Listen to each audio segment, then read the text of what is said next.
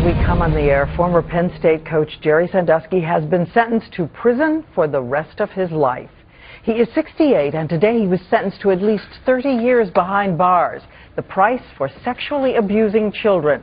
And today in the courtroom, he defiantly stood face to face with some of his victims, who were just 10 feet away.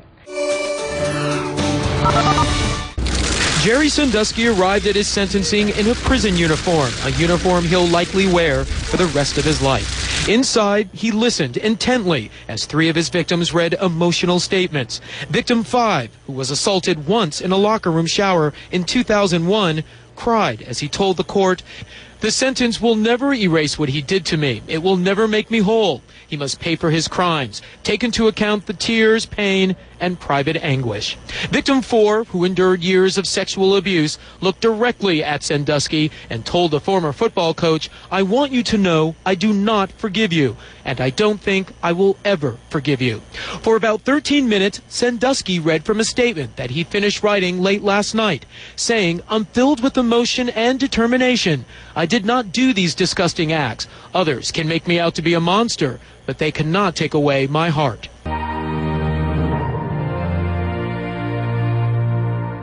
On the eve of his appearance for sentencing, Sandusky released a tape to the Penn State student radio station protesting his innocence. "They can take away my life. They can make me out as a monster. They can treat me as a monster, but they can't take away my heart. In my heart, I know I did not do these alleged disgusting acts." In court, as the judge handed down a sentence of at least 30 years, he told Sandusky the crime was a story of the betrayal of 10 children. At a news conference after the sentencing, Sandusky's lawyers said their client has always maintained he did nothing wrong.